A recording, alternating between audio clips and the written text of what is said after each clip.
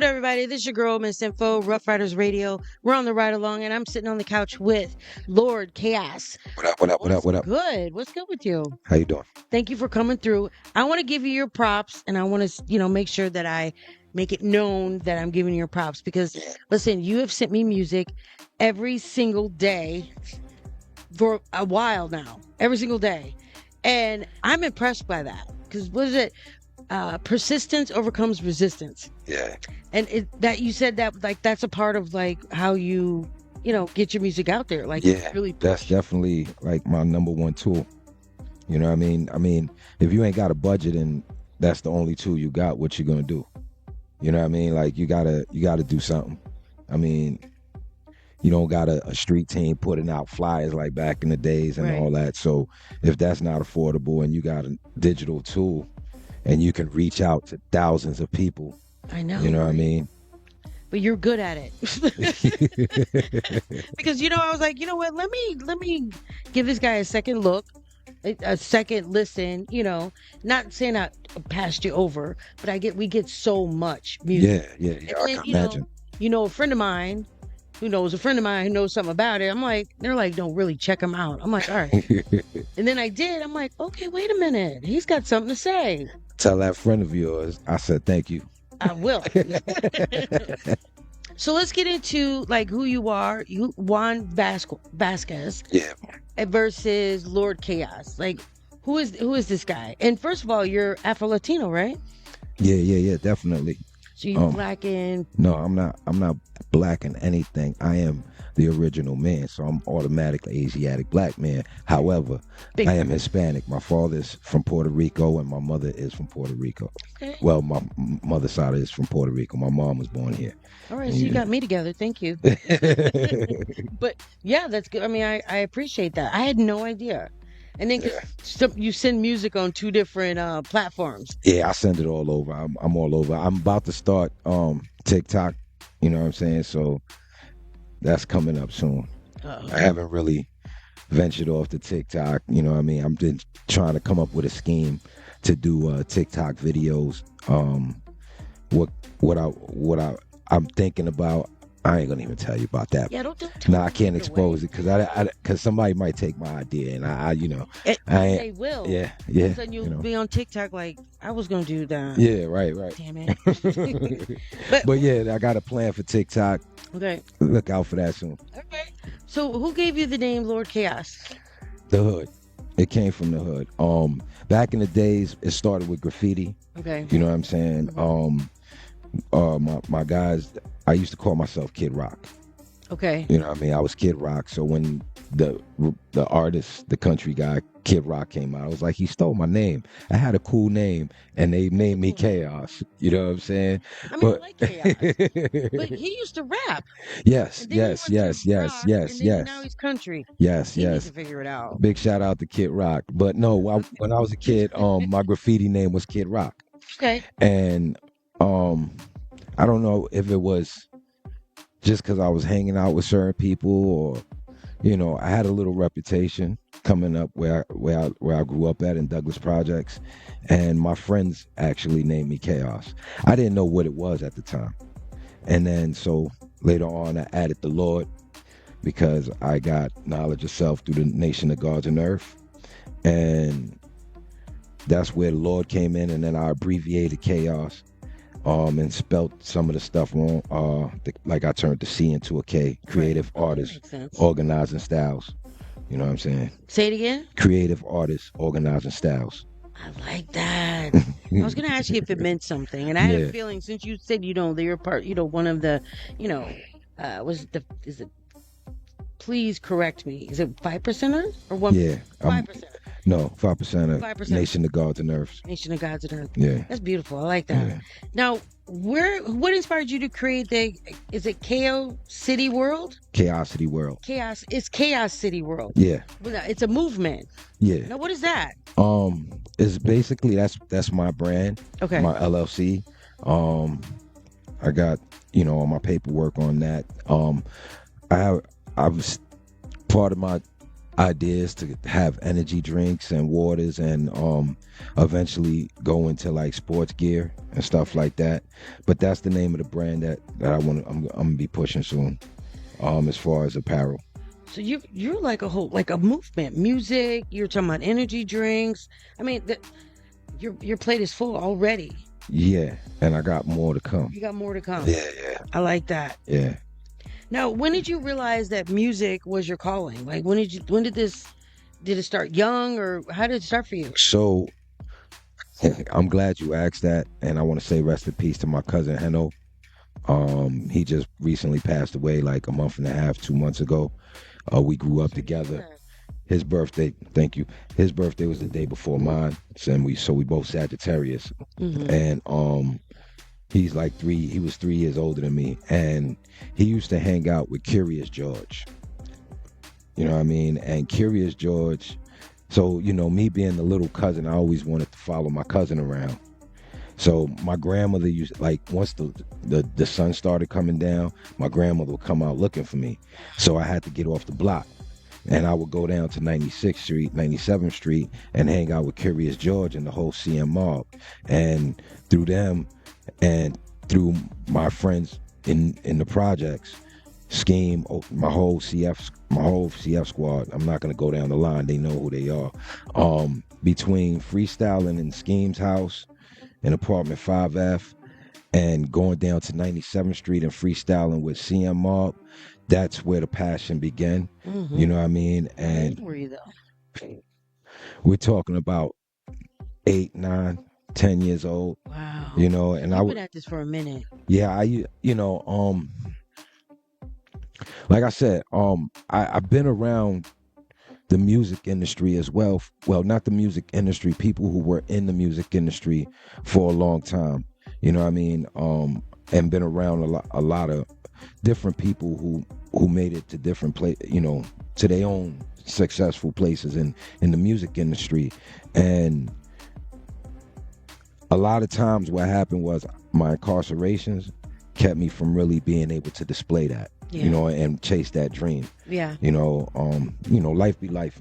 It sure what I mean? does. So, Listen, 17 years out of my life put me behind the rest. that's a long time. Yeah. 17 years? Yeah. I'm glad you made it out, and I'm glad you're like a stronger person because of it. But that's a long time. Yeah. How did you?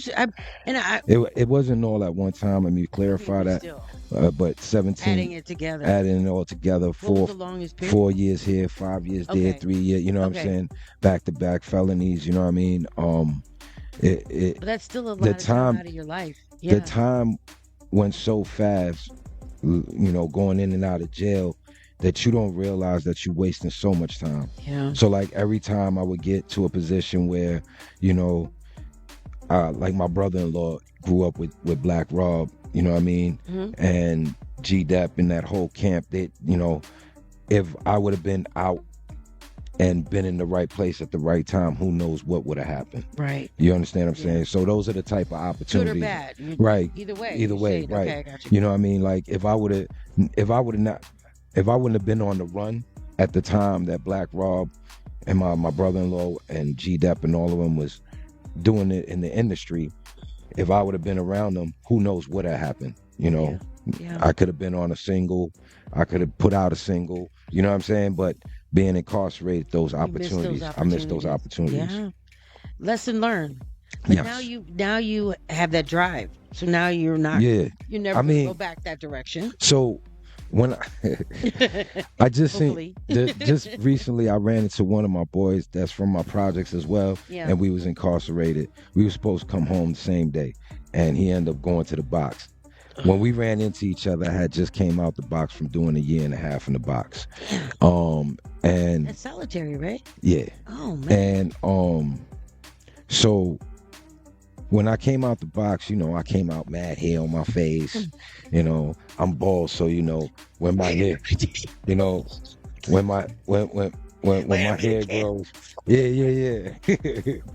I'm not laughing in your face. Yeah, nah, this is. No idea Yeah, you nah. were bald. I'm not like Jada. Yo, Jada thought been you bald. had- Listen, I've never Jada seen you Kiss. with your hat off. Jada Kiss been bald his whole life and could grow a whole set of hair. I Me, would know. I'm the opposite. I had hair, now I don't got it. You dig? You know what I mean? But You didn't have hair. but I'm no. sorry. So, coming out the box, I look crazy. You know what I Right, mean? yeah. So, I run into this kid Chubbs while I was locked up, Mhm. and he's like, "Yo, I'm from Douglas." I'm like, "I'm from Douglas too," and he didn't believe me. So he's on the phone with somebody because I moved in and out of prison and being out of town and living in Rochester, Buffalo, and those places. You know what I'm saying?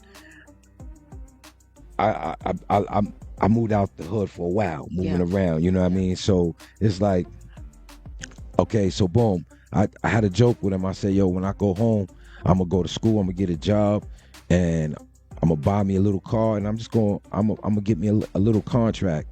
And sometimes you say things and it just comes into existence. You manifest it. You put it out in the universe. It really does come back to you. If it's really what is in your heart and you really put it out there, it'll happen. So when I came home, I went to ITT. Mm-hmm. I got a degree in IT. Okay. You know what I mean? I need your help, bro. Computer networking science. I need your help. Okay. After the show, we need to talk. I got you. I got you. And then, I put a remix out to one of Jay-Z and Kanye songs, the Otis song, and I put it on Facebook. I had recorded myself. I was learning how to use I didn't know how to engineer nothing, but I was trying to learn. I was so eager to learn this stuff, you know what I mean? And my guy named Fence, he heard the song, and that's how I got the contract with Universal. Wow. So, congratulations. I went through a lot to get there. Yeah. And you already answered it. I mean, the question, it was like, what was one of the biggest obstacles you had to overcome early in your career? I mean, literally, that is a huge obstacle. Yeah. So your upcoming project you have is called what? Final Round? It's not the project. It's not the single. It's a single. Yes. Project. It's a single. All right, but it's still a project. Nah, a project is a project. A project you look like an album. Yeah. Yeah. The fans are talking about it though. You're getting a lot of I'm getting a lot of good response, great response from the people. I appreciate that. I appreciate the great responses I'm getting. It means a lot, and that's the inspiring part too. You know what I mean? So what can your listeners expect after Final Round? Like, are you going to put out an album? Yeah, that's the plan. We putting together an album. I'm gonna be working with Jameek on some of my beats. I have my own producers, such as Scorch, one of my brothers from where I came up from. I got a couple other people that I'm gonna be working with. But before I get to the project, I want to put out the singles I got with the features. Like I got a feature with Tragedy Gaddafi. I got a few other features that I want to put out before I actually put the album out. You know what I mean? But Final Round is what we're working on right now. And I think We Be Moving is the next track to follow up. So right now we're just focusing on putting out a bunch of singles. That's good. Yep. That's good. Just constant like pushing. Yeah. That's good. Actually, I don't want to overwhelm the people with a whole album. I mean, I'm obviously I'm getting a good response, but I don't think an album is ready yet for the population. I need to grow it some more. Okay, I get it. I get it. So how it's been? You started 9-10 years old with Curious George and listening. No, I was 9 or 10 years old. That's what I said, 9 or 10 years old. Oh, I thought you said 19. No, 9 or 10 years old. Yeah, it's like 19. I was somewhere else. Of course, how do you feel your music? Of course, it's changed since you were 10 years old. Yeah. But over time, because now you're a full-on adult. How do you feel like it's evolved? So, freestyling used to be a thing that we used to do regularly. Like that was our thing. You know what I mean? Like if you didn't know how to freestyle, you was in trouble. You know what I mean? So to me, that's like isn't that the main thing of it? That's if the you can't core. freestyle, like what do you? That's the core of it. Should you really be rapping? Saying. You're right. You're right. But I think, as the eras change, there's a lot of rappers that write. A lot of hits weren't freestyled. You know what I'm Yes. saying? Okay. Is what I'm saying. So, and sometimes, I've heard this said before, and I can't remember. I want to quote the person that said this, but it's somebody who of hip hop royalty, you know what I'm saying, said this, and I can't remember. I don't want to say the name because I don't want to mistake the person that said it. A freestyle could be something that you wrote right on the spot. That's true. And so you actually typed it out. Right. Okay, I get it. So, because then somebody told me there was a difference between like freestyle and off. If I'm not mistaken, it was KRS-One. Okay. If I'm not mistaken. So there's a difference between like just freestyling, because you can freestyle and just write something down, and then that's your rap, and then and then just off your dome. And then you got off the dome. Okay. You know what I mean? So I think those was two different things, and I believe I don't want to be wrong in what I'm quoting from the OGs. I don't know which one said it, but whoever said it, that's what I got from there. Shout out to the OGs. Definitely. Right? Definitely. So what's your writing process like when inspiration hits?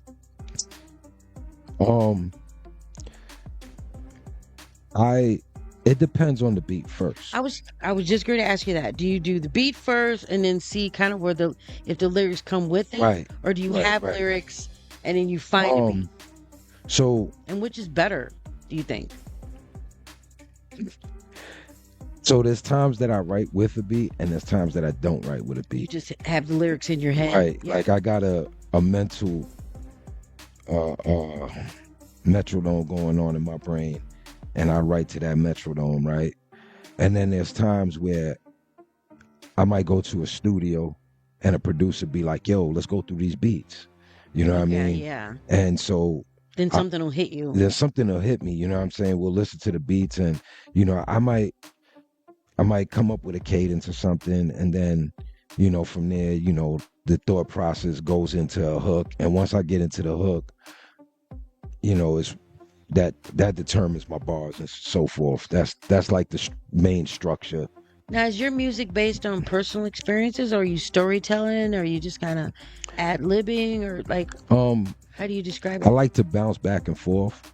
You know what I mean? Like, I like to say some real lyrical stuff sometimes, but then sometimes metaphors and stuff. Yeah, metaphors, definitely metaphors and punchlines and stuff like that. And then sometimes, I like to speak from experience, things I've been through, things I've seen. You know what I mean? People close to me, something they might been through that related to me. You know what I'm saying? That hit it close to home. But for the most part, it really comes from the beat. If that beat is telling me write something that's touchy, right? Okay. You know what I'm saying, or say something that's heartfelt, or feels gritty, or it feels like sexy. It depends on where we going with this. You don't seem like a sexy music kind of guy. I got some joints. I got some joints for the ladies. Okay. I got some joints. Yes, I got some joints. Shout out, to Butter Blase. I got a joint with Capadonna that I worked with. I like Capadonna. Anno Domini. Is for the ladies. Who else? I worked with Anno Domini on another joint. For the ladies with Sean Kingston. You know what I mean? So I got some joints for the ladies. Don't get it twisted now. All right. I'm watching you. As an independent artist, what's been your biggest lesson in the music business, and being signed as well? A lot of people don't even get to that. They do their music for years and never get signed. They put it out there as independent, but then they never get signed. And is being signed all is what it's cracked up to be? I know I asked like 3 questions in one. I got you. So for me, I don't think I got a chance to feel the full impact of being signed, because I went through a medical situation where they found a tumor that was growing in my spine, and I had to learn basically how to walk and stuff again. Right. So I lost time and contract. It went. Yeah. But however, in the process of that, I learned a lot, because I got a chance to meet a lot of people. You know what I mean? While I was signed, that whole promotional process the manager does, trying to get you out there, take you to all these events, and you meet all types of people and stuff like that. Right. You know what I mean? So, big shout out to like Grandmaster Cass, my DJ Kev Rockwell, Ron G, you know what I'm saying? And so on and so forth. Into the golden era, like, you know what I'm saying, like G Deps, the Black Robs, the Mr. Cheeks, you know what I'm saying, those guys, they taught me a lot, you know what I mean. I know that was one of the questions. I'm trying to remember the other two.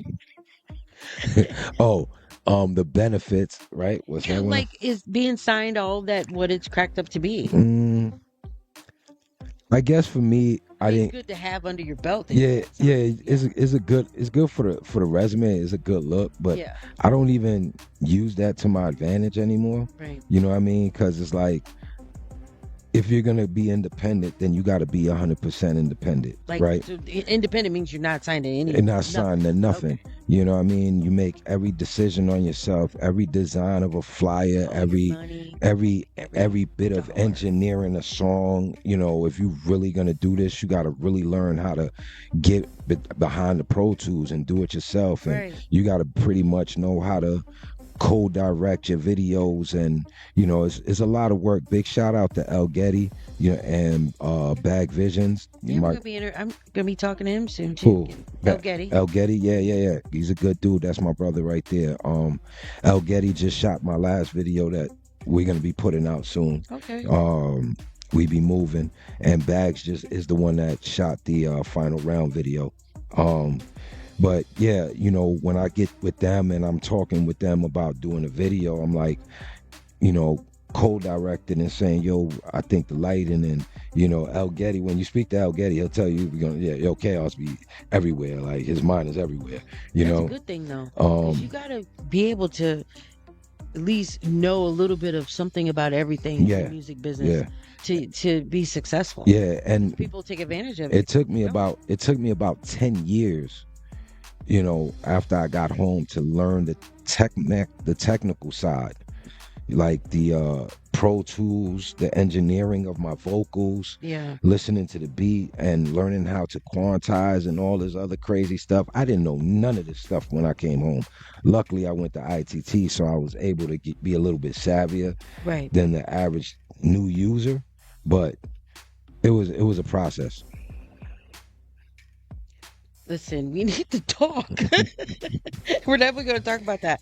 I know you see a lot of new artists coming up, and everybody's putting out music, and pretty much everybody wants to be some sort of rap artist, R&B, whatever. So what's one mistake you see these new artists making today? I think for some people it works, but not for everybody. And for the ones that it's not working for, I want to say that sometimes they put music out prematurely. They don't shop it. When I mean shop it, they don't explain what you mean. They don't. Okay, so they don't advertise themselves. They don't put themselves out there. They just make the music, do a video, and throw it out there and expect the world to see it. It's more than that. You have to promote yourself. You have to market yourself. You have to put yourself out there as an artist. Some people, lucky go. They just go lucky. Yeah. You know what I mean? They just lucky. Like they just drop, but then, you don't hear from them no more. You know what I mean? Because they're not really marketing themselves and promoting themselves. At the end of the day, whether you're independent or you sign to a label, it's still a profession. Yeah. You know what I mean? For me to sit here on this couch with you is a profession. Like you said, I ain't never listened to you, and when I started listening, I was like, oh, whoa, he's really about his business. You know what I mean? And that's the thing. Every day I'm somebody's looking and they like, oh yeah, he's really about his business. Yeah. You're serious. So you once said hip hop isn't dead. It's just not being fed to the people anymore. What do you think hip hop is missing today? And what did you mean by that statement? What I meant by that statement is the people who are in charge of like the FM radio stations, and a lot of the stations where you got directors that pick and choose the music that's going out, um they don't honor the old school as they should. I kind of And definitely agree with you on the reason why that's important is because what happens is you not necessarily erase history, but you're not putting history in the faces of the youth. So now they start creating music to what they think is hip hop. Right. You know what I mean? And without listening to what hip hop really is, right, what created where it started, people forget the foundation. And if the foundation is not being set forward, just imagine if every youth forgot about their mother or their father. Right. I get it. You understand what I'm saying? I totally get it. If they don't know who their mother, their father, their grandmother is, they don't have the family values. They don't learn values. They don't learn the morals. You know what I mean? So the foundation is very important. Yeah. You know what I mean? Because now it's like, oh wow, that it might sound old to them, but it only sounds old because it's not there for them to hear. Exactly. When I was a kid and hip hop was like growing, we had the Dougie Fresh and the Slick Ricks, and you know what I mean, you had Spoonie G's, and the Public Enemies, and this was what the kids was listening to. You know what I'm saying? The LL Cool J's. All of it. But guess what? Even with that being fed to us, that old school Bobby Womack was playing in the background in the crib. Yep. Marvin Gaye was playing Temptations. You know what I'm saying? Yeah. The Ohio players. The Ohio Isley players. Brothers. These guys was way before my time. Exactly. Those were our parents. But those was our parents. You know what I'm saying? And Quiet as Kept, the James Browns and all that. That's been the main influence of hip hop. Mm-hmm. You know what I'm saying? That those are the foundation. That's where the foundation came from us. It came from us. Elvis Presley got it from us. Hip hop is a culture, right? Like I said in the last interview, right, when I made that statement, hip hop is a culture. You know what I mean? And within every culture, there has to be a foundation. You know what I mean? There has to be, a teacher. There has to be a learner. You know what I mean? And if you take something out of the teaching, then that next generation is missing something. Yeah. And they already did enough with the crack epidemic, you know what I'm saying, back in the 80s. Yeah, a lot of that brought forth a lot of single parent homes. You know what I mean? A lot of fathers is incarcerated for many, many years, which some are still coming home and some are never coming home. Yeah, you know what I mean? So with that being said, when they did that, when that whole crack epidemic hit and you got mothers that are smoking crack and fathers that are being incarcerated, that generation right there lost a lot of morals and values. You know what I mean? And it just continued to decrease. But in hip hop, like if you put it in the sense of hip hop, it's the same thing. The less you put the foundation on the radio, the less the value of hip hop is, or the rules or whatever you want to call it, the youth is hearing. But how are you so as an artist, how are you adapting to that type of change? So stay relevant. The thing is this, right? I feel like everybody has something to say. Yeah. Right? I don't compete in an era where with the youth. I don't compete with nobody, to be honest. You know what I'm saying? Hip hop is a competitive sport. If it came down to competition, then that's a whole different. I do music because I know I've experienced certain things in life, and maybe I'm able to teach somebody something through my music. I love the sport of hip hop. You know what I mean? I love to, even I love to be able to contribute to hip hop. You know what I'm saying? As an independent artist, you really don't make nothing. You know what I'm saying? No. But the contributions that I'm giving towards hip hop, you know what I'm saying, is important to the youth, because I'm keeping it where the foundation is supposed to be. That's so important. You know what I mean? So competition is not something that I worry about. As far as the youth, I listen to their music as well. You know what I mean? Because, like I said, everybody has something to say. Every generation has something to say. When NWA said "F the police," That did it. everybody said, "Oh, this is not hip hop." It was so hip hop. It was so hip hop, Yeah. right? Yeah. Drill music. These kids is going crazy, videotaping, boom, boom, boom, boom. But guess what? They're expressing themselves. So what do you call it? It's a form of. It's a form of hip hop. So we're getting rid of our offsprings because they're not doing the right thing, or do we teach our offsprings? Good question. Good question. You asking me? No, that's a question for the world. For the world, you know what I'm saying? Yeah. Do we let them go astray because, you know, the radios are failing them, not showing them what real hip hop is about? Yeah. Or do people like me continue to do what we do, and hopefully some of them catch on? Or even like even with Rough Rider Radio, because they consider it old school Rough Riders, but really there's new generation. There's people coming up, signing artists. Like, it's still out there and it's still relevant. Absolutely, absolutely. absolutely. Absolutely. So what is you've worked with a lot of people, because you named a lot of people here. So what is some of your favorite artists that you've worked with so far? And who was your favorite? Why are you gonna say what you trying to get me kicked out the camp? No. No. Why did you like working with him so much? It was interesting working with Black Rob. Why you say that? The reason why I was interested in working with Black Rob, because his selection on who his favorite artist was and stuff like that was not the same selection that I had. Like, his favorite artist was Slick Rick. You know what I mean? And I didn't understand why until I went back and listened to all his music again. Slick Rick is a storyteller. Not Slick mean Black Rick, Rob. but Black Rob. Okay, yeah.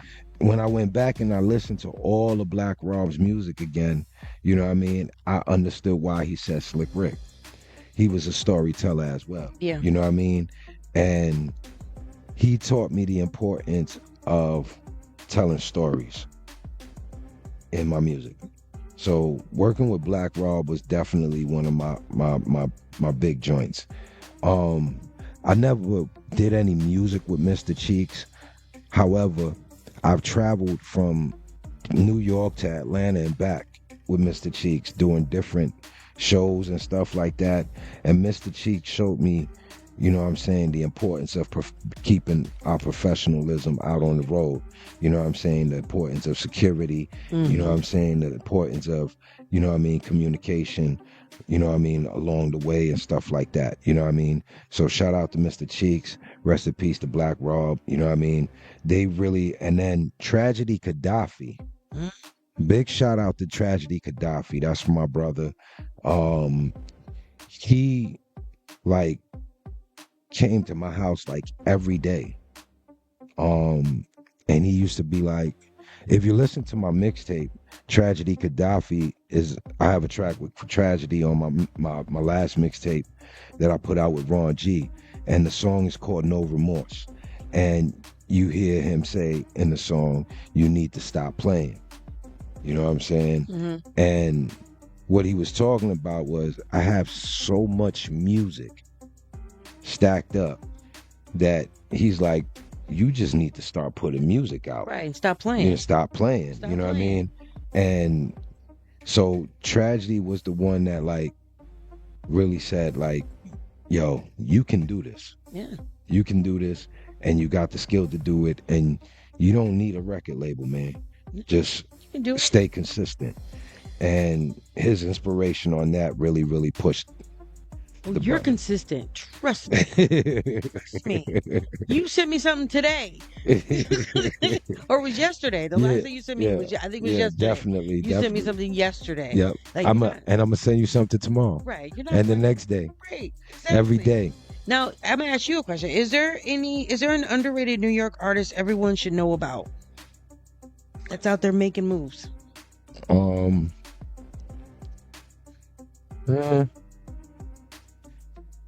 Yeah, me. Okay. Me. I'm very underrated. You know what I'm saying? I could definitely get in the booth with anybody on any level. You know what I mean? I'm well rounded. I tell stories. I got styles. I got punchlines. I got metaphors. You know, I got concepts. I can talk about anything, whether it's the president or my people be going through poverty. You know what I mean? So, yeah, nobody can. Lyrically, I'm a problem. Listen, I'm gonna leave it right there. What's something your fans don't know about you? I'm a real private person. You're very reserved. Well, I'm a Sagittarius. Yeah, I know about your Sagittarius. You know what I'm saying? So, we know how to be like, I could be in a room full of people and be by myself. Mm-hmm. You know what I'm saying? Or I could be the life of the party. Right. You know what I mean? So I could be here, but I'm over there. You're over there thinking about the next. Yeah, think about the next move. You know what I mean? So outside of music, what keeps you motivated? I think what keeps me motivated the most is just staying busy. Yeah. You know what I mean? Idle time for me has always got me in the wrong place. Got locked up, So I try to stay busy positively. I do a lot of positive stuff. I try to work. I try to work, period. I create work for myself. You know what I mean? Yeah. So I'm always moving around nonstop. I'm not only do I work with Double R from time to time, but I also work with the LB fam, Lost Boys out in Queens, Mr. Cheeks and them. So, I'm always doing something, you know what I mean? And, other people in the industry that I deal with, like Kevy Kev Rockwell, that's my DJ. So when he's DJing for like Busy Bee or whoever he's DJing for, a lot of times I'll pop out and help him out. Because one thing about me, a lot of people don't know, since you asked that question. Okay. Let me get back to that. I love DJs. You like DJs? DJs. Like real DJs. They get there and scratching. You love that. I love DJ. I love watching DJs DJ.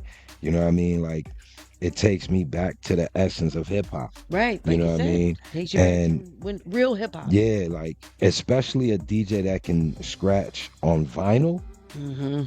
Oh man, you got me. And if you're nice, you know what I mean? Like you could really a DJ scratch or DJ Jazzy Jeff type of scratcher. Oh man, you got me. I'm watching your whole thing. That's everything. Okay.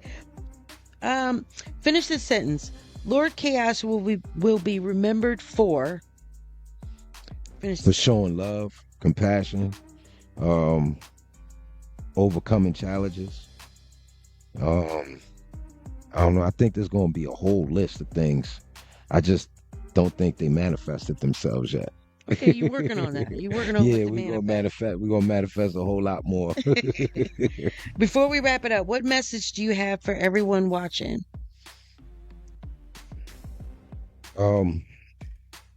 Message like what? Like for the artists coming up, like people that are wanting to be independent, start their own business. Just stay consistent in whatever it is. You know what I mean? And when things look like they not gonna work out, they're gonna work out. Just keep consistent. I like that. Thank you. I needed to hear that. All right, so last thing I do with this, the quick fire. I do this with everybody. Now, even though you cheated, you got to look at it before. But I'm not going to hold it against you. New York or Miami? New York, of course. Oh, yeah. Freestyle or written bars? Both. You can't do both. Why you can't do both? It's either or. You pick one, this or that. Don't be difficult. This is hard because I come from a freestyle era, but I love written bars. So I'll let you slide. Fine. All right. Jay-Z or Nas? This one you were battling over earlier. We're not doing this one. We're not doing this. Is that hard? Both. No, and I'll give you my reason. Okay, tell me why. I'll give you my reason. All right. Because Nas changed the game, and so did Jay-Z. Okay. That's true. When Nas came out, it was like a breath of fresh air, and when Jay came out, I love talking about these three individuals, Nas, and I'm gonna bring another individual into it, DMX. Oh, yeah. Nas, Jay-Z, DMX. They changed it. Each one of them changed the game in their own era. Mm-hmm. You know what I'm saying? When Nas came out, the lyrics he was spitting was, because that's what it was about, more of the lyrical content, like the, I don't know, metaphoric punchline type of flow. You know what I'm saying? But it was gritty. You know what I'm saying? It was still street. When Jay came out, he came out talking the same gritty street stuff, but it was from a hustler's perspective. You know what I'm saying? So anybody who was hustling in them streets could relate with what Jay was saying. You know what I mean? And when DMX came out, he gave him that nasty gritty. So if you lived that gritty lifestyle and you was really into that thug life, you know, like you was really with the dog. Yeah, you know what I'm saying? I get it. So with each one of them, when they first albums came out, they came out so far apart from each other that they each had a chance to change the game in their own way. Mm-hmm. You know what I mean? So all three now. And so you added somebody. Yeah, and I added somebody. So all right. You know. I had to, because I can't speak about Nas without Jay. I can't speak with Jay without DMX. You know what I'm saying? I respect that. Well, thank you so much, Cass, for coming through, and I appreciate you sitting on the couch with me. It was dope. Put it up and just letting everybody know exactly who you are. Yeah. Now no doubt. I know who you are. Yeah, exactly who you are. And shout out to our friend that we know. Yeah. About it. Tell the friend that I said, good looking out. Right. I like that. This is your girl, Miss Info, Rough Riders Radio. We're on the ride along. This is my new friend, Lord KOAS. Make sure y'all check him out. Shout out where everybody can find your music and Yeah. You can find me on Instagram, TikTok at Lord_KOAS_. It's KOAS with a K. K. Lord LORD_KAOS_. Now tell everybody again what KOAS stands for.